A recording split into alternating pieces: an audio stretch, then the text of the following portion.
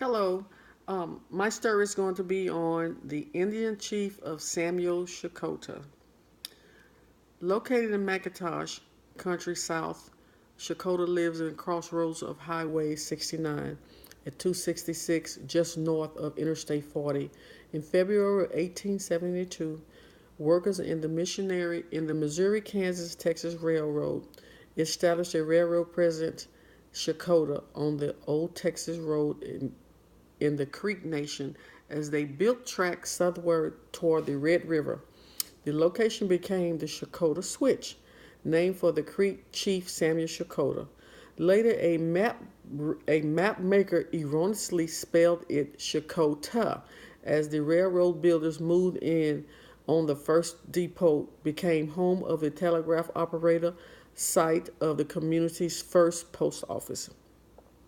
The fertile prairie of the bandits of wildlife attraction farmers, cotton gin, as well as the orchards thrived. The environment also supported a large herd of cattle, individual shippers, contractors, cows, pens near the depot market of the herd.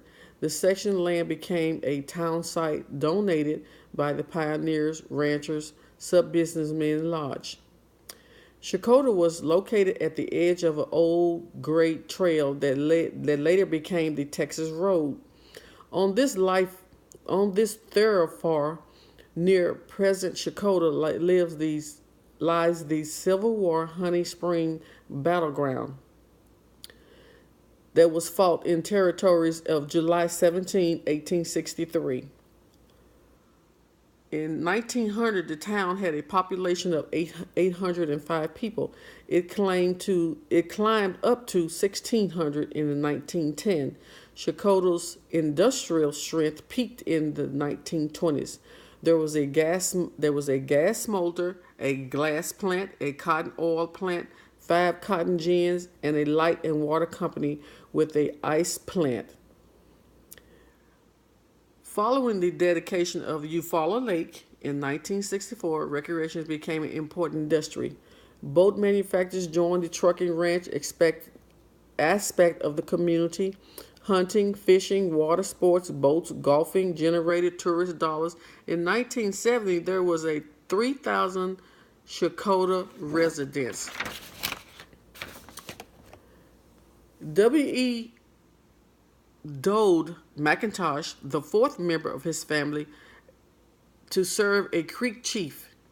McIntosh County is the name for those pioneers, hailed from Checotah's World War II naval hero Checotah native Paul Carr, lost at sea in the Pacific, was honored by naming the guided missile frigate USS Carr. The local library was named for Jim Lucas, who won the Pulitzer Prize for Journalism in 1954 and the Ernie Powell Journalism Award in 1953, Korean War, and 1964 Vietnam conflict. In 2000, the population stood at 3,400 people, with a large percentage of business owners, merchants, living outside the city limits. Checotah was the second largest school district geographically geographically in the state, 299 square miles, 1,100 pupils. The town hosts Okra each September since 1962. The Chambers of Commerce has sponsored Old Settlers Day parades, roundup clubs, rodeos, Christmas parades, and competitions. Checotah hosted an annual mid-July memorial and triumphal battle reenactment at Honey Spring Battlefield. Sammy Checotah was 10 years old in 1829 when his Muskogee Creek parents began to log trek from their ancient homeland in Alabama to what is now Oklahoma, a trek later named the Trail of Tears. He grew up with a leader among his tribe's Confederate officers in the Civil War, principal chief of the Creek, and a peacemaker in the social disorder that followed the war. By his greatest love was promoting the chief Christianity faith among mix of people who were settling early Indian territory. Checotah was a Methodist circuit rider. A minister traveled on horseback to preach various locations. He and other ministers, Indian and white, worked to bring education, Christianity, civilization, Western civilization, Judeo-Christian values to people whose own culture foundations was disrupted by the forced migration from their homeland. Checotah was a young boy when he entered the Christianity and was sparked as he watched missionary baptisms convert in a river. He said he was strongly moved to join them, but because of his age, he was ignored. Years later, he was baptized into the Christian faith and studied under Uncle John Harrell, a leading Methodist minister of that time. Preaching the gospel became the passion of his life. Checotah often faced hostility from the tribal leaders who viewed Christianity as a white man's religion. The Lower Creek Council in 1844 prohibited Indians from practicing Christianity. Violators received a lash of 50 licks across their backs.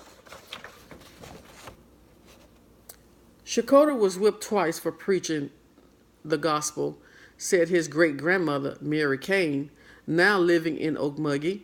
He and others left the area and personally appealed to the Creek chief. Eventually, the law was changed.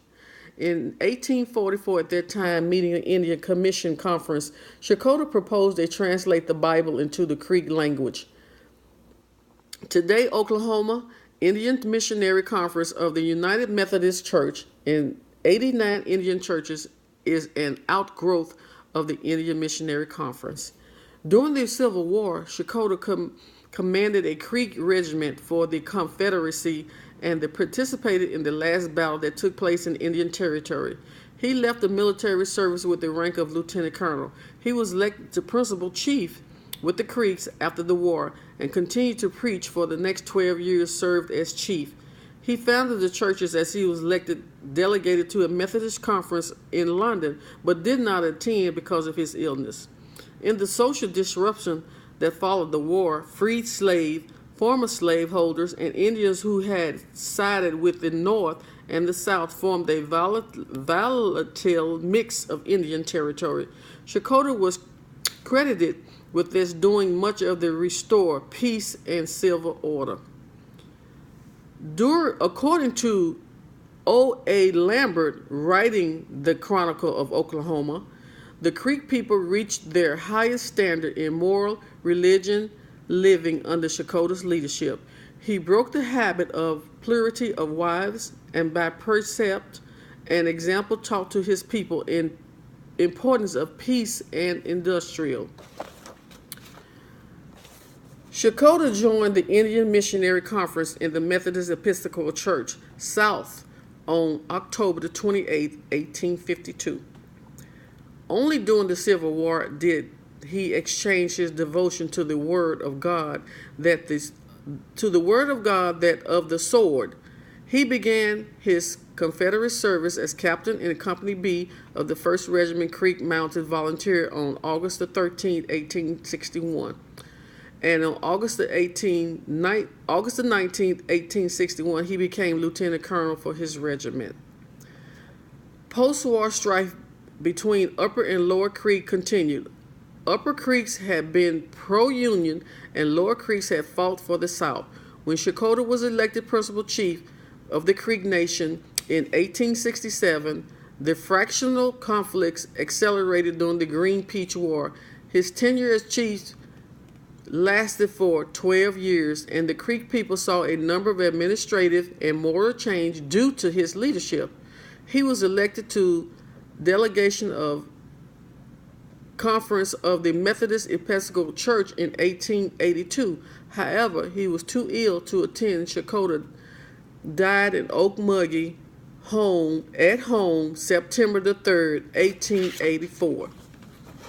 And that is the story of my 5th great-great-grandfather, Samuel Checotah.